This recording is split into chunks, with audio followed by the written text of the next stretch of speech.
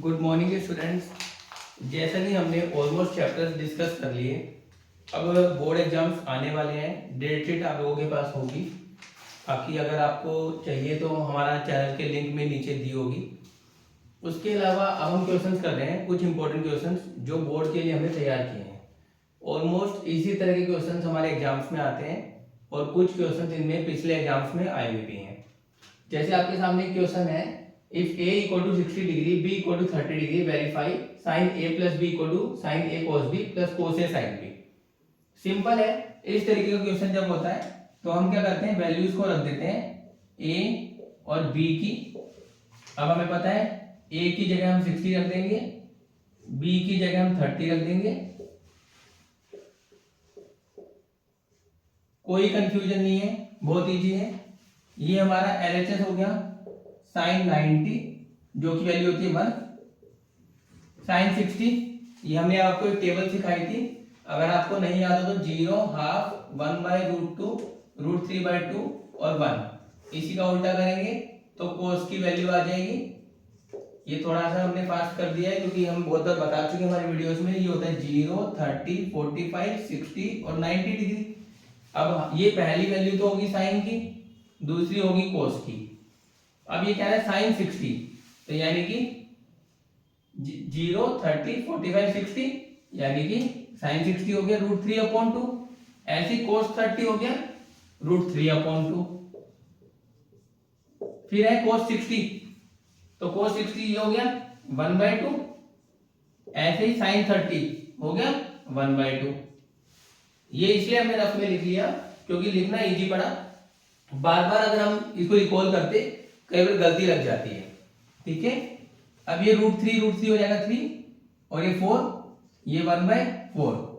LCM ले लेंगे तो ये हमारा आ गया 4/4 मतलब कि 1। LHS इक्वल टू RHS आ रहा है, हमारा क्वेश्चन सॉल्व हो गया। ठीक है, नोट डाउन।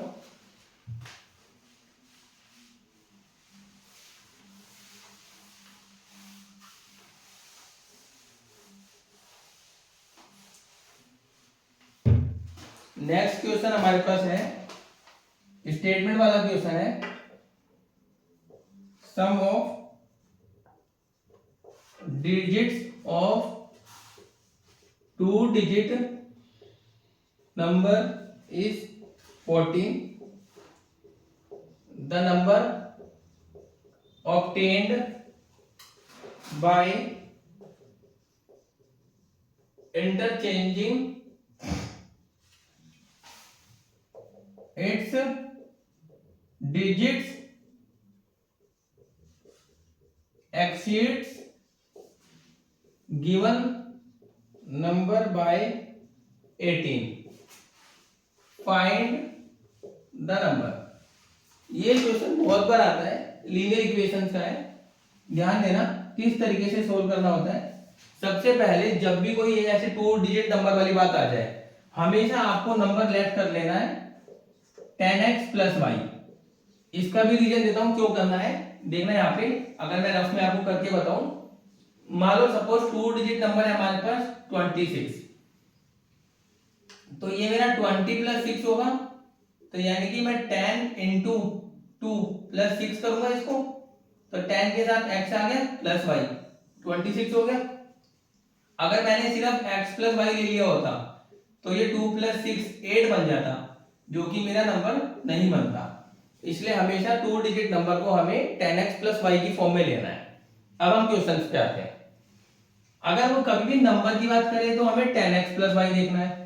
अगर उसकी डिजिट्स की बात करें तो डिजिट्स हमारी सिर्फ x और y हैं। ठीक है, तो यहां पे ये कह रहा है सम ऑफ द डिजिट्स, तो डिजिट्स होंगे हमारी x + y, इनका सम 14 है। ठीक है, हमारे पास एक इक्वेशन आ गई। जितना वो क्वेश्चन बोलेगा उतना हम सोल्व करते रहेंगे। क्वेश्चन कितना भी लेंथी होगा उसे घबराना नहीं है, जितना क्वेश्चन लेंथी होगा उतना इजी होता है। सिर्फ स्टेटमेंट पढ़नी है, जितना बोले उतना करते रहना है। सीबीएसई में स्टेप वाइज मार्किंग होती है, जितना भी आप करेंगे उतने स्टेप तक के आपको मार्क्स मिलेंगे। अगर यहां तक के आप, अब जैसे कि हमारे पास ये इक्वेशन है, हमें स्टेप वाइज करना है। अगर आपने यहाँ तक के भी स्टेप ठीक किए होंगे तो अगर 3 नंबर में से आधा या 1 नंबर बनता है तो वो आपको मार्क्स मिलेंगे।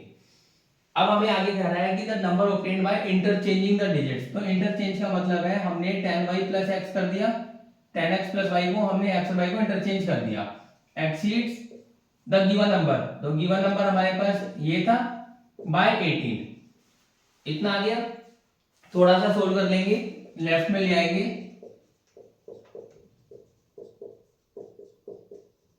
तो ये हो गया 9y minus 9x equal to 18। पूरे में से 9 कॉमन ले लेंगे, 2 आ गया। अगर हम माइनस कॉमन ले लेंगे तो ये हो जाएगा x minus Y equal to -2।